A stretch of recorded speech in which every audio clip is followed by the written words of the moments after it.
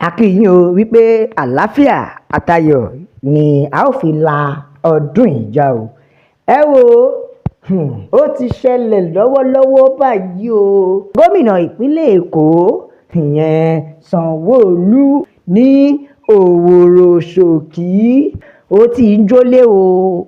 Ṣùgbọ́n ìbéèrè mi ni pé ẹjọ́ ó dàbí wípé ọ̀kan nínú àwọn ọmọ Òwòrò yìí ti gba ìyàwó gómìnà Èkó tẹ́lẹ̀tẹ́lẹ̀ yìí rí o, tó wá fìkanra mú àwọn ọmọ ìyànà Òwòrò nísìnyí.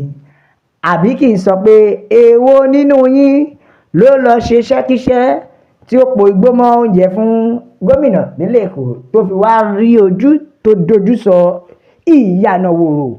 Ẹ wo ẹ jẹ́ kí n mẹ́kúnrẹ́rẹ́ ìròyìn fún yín. Ṣé mọ̀ pé tẹ́lẹ̀tẹ́lẹ̀ ni a mú wá sí orí ètò pé gómìnà Èkó ó ti wọlé lọ tí wọ́n gbé katakata tí wọ́n fi ń gbanu sí gbogbo ilé tó sì ń fọ́ gbogbo ilé lọ, tó dẹ̀ jẹ́ pé àsẹ̀yìnwá àsẹ̀yìnbọ̀ ó di rántó ó dariwo. Àwọn ọmọ ìyànà Òwòrò yarí o débi pé wọ́n fẹ́ lè fi ẹ̀hónú hàn tí ẹ ò bá gbàgbé ní bí oṣù mélòó sẹ́yìn. Ṣùgbọ́n nísìnyí ẹ dẹ̀ mọ̀ pé gómìnà ti sọ ó lóun fẹ́ fi gbogbo bẹ̀yẹn ṣe garden, òun fẹ́ la gọ́tà. Ó dàbí pé ó tún ti wá ráyè báyìí. Lọ́wọ́ yìí bàbá ti upgrade. Bàbá jẹ́ kó yé pé ẹ̀yin ọmọ Òwòrò máa fojú irí wẹ́dẹ. Bàbá ti upgrade o látàrí pé ó lóun ṣetán láti fojú wọn rí màbo. Ẹ wo lọ́wọ́lọ́wọ́ báyìí new style àbí ká sọ pé new pattern tí gómìnà ìpínlẹ̀ Èkó lò ní pé ó kàn sọnà lulẹ̀ ní kẹ̀wù. Bẹ́ẹ̀ ni o, gómìnà ìpínlẹ̀ Èkó tiẹ̀ wá fẹnu wọlé mọ́ débi pé wọ́n fẹ́ wo katakata. Iná ló bàbá fi ń ṣiṣẹ́ ọlọ́run ajàbí iná. Gómìnà ìpínlẹ̀ Èkó ti bínú o nítorí wípé ó ti bẹ̀rẹ̀ sí ní sọnà lu ilé ní ìpínlẹ̀ Èkó láti fi jẹ́ kó yé wọn pé mi ò fẹ́ yín lórílẹ̀ yìí mọ́ ní sẹ́ẹ̀. Débi wípé wọn ò tiẹ̀ bìkítà bóyá èèyàn ń bẹ́ẹ̀ àbí kò sí èèyàn lé. Débi pé àwọn dúkìá wọn ò bìkítà o, wọn ò kọ̀ kílẹ̀ ṣú láìla. Gbogbo rẹ̀ ni wọ́n ṣà ń dọ̀bẹ lù tí wọ́n ń sọnà lù lẹ́yọ kọ̀ọ̀kan. Ẹ wo arábìnrin kan ní àtàbúrò rẹ̀ níṣe lọ́kẹ́ gbàjarì tí wọ́n pariwo pé ẹ dákun ẹ gbà wá o, gómìnà ti dáná sun bàbá wa. Ó ní látàrí iná tó dún gbàm ní ìyànà Òwòrò látọwọ́ gómìnà.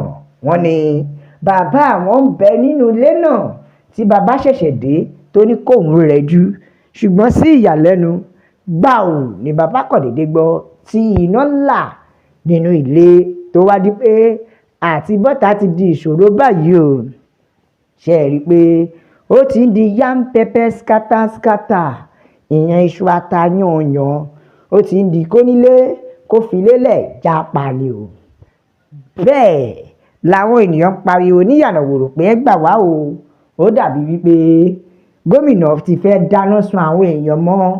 Kò tiẹ̀ ṣe pé ó fẹ́ dáná sun ilé nìkan, ó tún fẹ́ dáná sun àwọn èèyàn mọ́ ilé náà. Ìyẹn nìkan kọ́ ni mo mú wá nítorí méjì ní ìròyìn tí mo mú wá. Bẹ́ẹ̀ Yorùbá sọ pé tí ìyá ńlá bá gbé ní sánlẹ̀ kékeré á máa gorí ẹni. Òun ló fà á o tí Gúnmi fi jáde.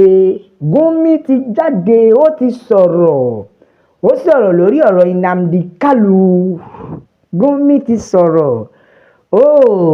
Ó ní gbogbo ẹ̀yin ọmọ Biafra ẹ wò ó lórí ọ̀rọ̀ Nnamdi Kanu tí ìjọba mú.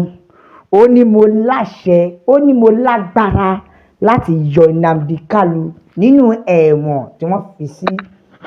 Gẹ́gẹ́ bẹ́ẹ̀ ṣe mọ̀ Nnamdi Kanu, bẹ́ẹ̀ ni tí ìjọba dá sí ẹ̀wọ̀n gbére látọwọ́ Justice Omotosho tí wọ́n dá sí ẹ̀wọ̀n gbére. Now Gúnmi ti jáde, ó ti sọ̀rọ̀. Ó ní mo lágbára láti bá ìjọba sọ̀rọ̀. Ó ní mo lè bá ìjọba sọ̀rọ̀ kan gbọ́ sí mi lẹ́nu. mo lè sọ pé kó fi Nnamdi Kanu lẹ̀ tó dẹ̀ máa fi lẹ̀. Ó ní ṣùgbọ́n ẹ̀yin ọmọ Biafra, ẹ̀yin ọmọ IPOB, Indigenous People of Biafra, ó ní nǹkan kan lẹ́kọ̀ọ́ lè ṣe tẹ́ ẹ bá fẹ́ kí n pálàṣẹ tàbí kí n dá sí ọ̀rọ̀ Nnamdi kó fi lẹ̀. Ó ní nǹkan kan ní ẹ kàn lè ṣe bí kò ṣe pé kẹ́ feel remorse. Ó ní kẹ́ ẹ bẹ̀bẹ̀ ẹ̀gbọ́n, ó ní kẹ́ ẹ juwọ́lẹ̀. Gumi sọ̀rọ̀, ó ní kẹ́ ẹ jẹ́ kó Gumi, ó ní kẹ́ ẹ feel remorse, káàánú ṣe yí pé nǹkan tá a ṣe yìí ò dáa ju gbogbo ẹ̀ lọ, ẹ dáríjì wá. Ó ní kẹ́kọ̀ọ́ sọ bẹ́ẹ̀. Ó ní lọ́wọ́ kan Nnamdi Kanu máa bá yín lé káre. Gumi ti sọ̀rọ̀, ó ní kó má wọ́rì, ó ní tó bá ti lè feel remorse tí wọ́n ti bẹ̀bẹ̀ ìgbà mélòó, ó ní ọ̀gá àwọn máa bá wọn lé láìpẹ́. Ó ní ṣùgbọ́n bí bẹ́ẹ̀ kọ́ Ọlọ́run lágbára láti dá sí ọ̀rọ̀ rẹ̀. Ẹ wò ó, ẹ wá jẹ́ fún yín látẹ̀jíṣẹ́ àwọn èèyàn kẹ́ ẹ gbọ́ báwọn ènìyàn ṣe sọ̀rọ̀ lé lórí. Bẹ́ẹ̀ Ọlọ́run Olódùmarè, ohun gbogbo máa wà ní ìkáwọ́ rẹ̀ o, àfi kí Ọlọ́run kó gbà wá ni o. Torí náà la ṣe ń pariwo wípé Yorùbá nation nìkan ní ọ̀nà àbáyọ. Yorùbá nation la fẹ́, no going back. Bẹ́ẹ̀ la tún bẹ̀bẹ̀ wípé ààrẹ orílẹ̀-èdè US Donald Trump tètè tátíwèrè máa sáré bọ̀ láti wá gbà wá o lórílẹ̀-èdè Yorùbá, pàápàá jùlọ lórílẹ̀-èdè Nàìjíríà.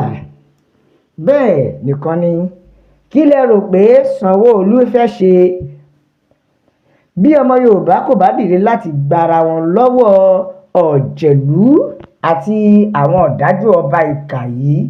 Òní ó ṣeéṣe o kí wọ́n padà sọlẹ̀ Yorùbá dàwòrò.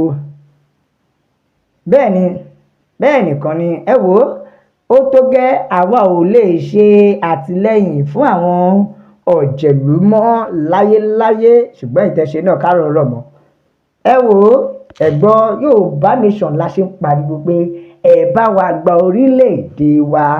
Bàbá ẹ fún wa lórílẹ̀-èdè wa kó ní kálukú kó lọ láyọ̀ àti àlàáfíà. Tó a ò ní lè jù báyìí lọ nítorí a ó máa bẹ ọ bí ẹni ìbẹṣu ni, àtẹ́lẹsẹ̀ yóò sì máa bẹ̀nà wò. Gbogbo ẹni tó wá láò dìde ńkọ́, ó máa láò ní débà la fi ń kí yín pé ẹ like, ẹ share, ẹ subscribe, ẹ tẹ̀ sójú ẹ jẹ́ yàwọn èèyàn pé Yorùbá nation is the only solution. God bless Yorùbá nation. Ọlọ́run á bùkún orílẹ̀-èdè wa o, la fi sọ pé ó dàbọ̀.